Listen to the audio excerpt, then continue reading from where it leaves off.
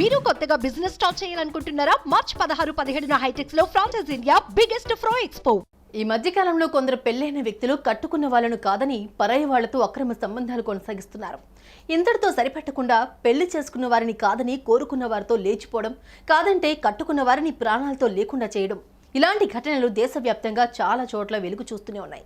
ఇదిలా ఉంటే ఓ 25 ఏళ్ల కుర్రాడు వయసులో తనకంటే 10 ఏళ్లు పెద్దదైన ఓ భర్తలేని మహిళపై మనసు పడ్డాడు. ఇక పెళ్లి చేసుకుని ఆమెకు లైఫ్ ఇద్దామని అనుకున్నాడు.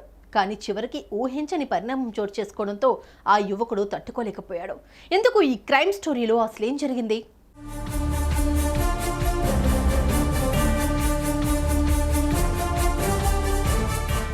అది తమిళనాడు రాష్ట్రం తూత్తుకుడి జిల్లాలోని నయంబత్తూరు గ్రామం. అక్కడే జైపాల్, కాళియమ్మల్ అనే భార్యాభర్తలు నివాసం ఉండేవారు. వీరికి పెళ్లై 2 పిల్లలు కూడా జన్మించారు.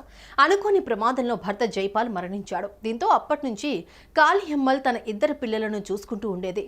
ఈ నేపథ్యంలోనే స్థానికంగా ఉంటున్న రామచంద్రన్ అనే 25 ఏళ్ల యువకుడు వయసులో తనకంటే 10 ఏళ్లు పెద్దదైన కాళియమ్మల్పై మనసు పడ్డాడు. పెళ్లి చేసుకుని ఆమెకు తోడుగా ఉండాలి అనుకున్నాడు. ఇక అనుకున్నట్లుగానే ఈ యువకుడు గతంలో కాళియమ్మల్ని పెళ్లి కూడా చేసుకున్నాడు. అప్పటి నుంచి ఇద్దరు ఓ చోట కాపురం పెట్టి ఎంతో సంతోషంగా ఉంటున్నారు.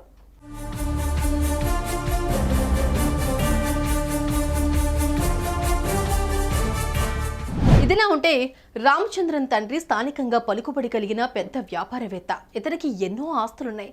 ఆయనకు రామచంద్రన్తో పాటు విజయలక్ష్మి అనే కూతురు కూడా ఉంది. అయితే విజయలక్ష్మి తన సోదరుడైన రామచంద్రన్ భర్త లేని మహిళను పెళ్లి చేసుకున్న విషయం తెలిసి కోపంతో ఊగిపోయింది.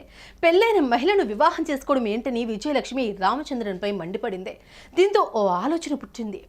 భవిష్యత్తులో తన తండ్రి ఆస్తి రామచంద్రన్ పెళ్లి చేసుకున్న కాళియమ్మలకు చెందుతుందని, అలా జరగకుండా ఉండాలి అంటే ఆ మహిళను హత్య చేయాలని విజయలక్ష్మి పథకం రచించింది.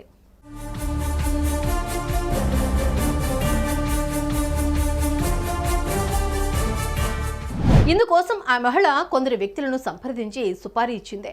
ఇందులో భాగంగానే వారికి 70,000 రూపాయలు అడ్వాన్స్ గా కూడా ఇచ్చింది.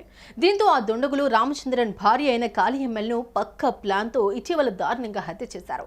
ఆ తర్వాత ఆమె శవాన్ని స్థానికంగా ఓ చోట గొయ్యి తవ్వి అందులో పాతిపెట్టారు. కట్ చేస్తే అసలు విషయం వెలుగులోకి రావడంతో పోలీసులు నిందితులను అరెస్ట్ చేశారు. సుమన్ టీవీలో మీ పర్సనల్ అండ్ బిజినెస్ ప్రమోషన్స్ కోసం కింది నెంబర్కి కాంటాక్ట్ చేయండి.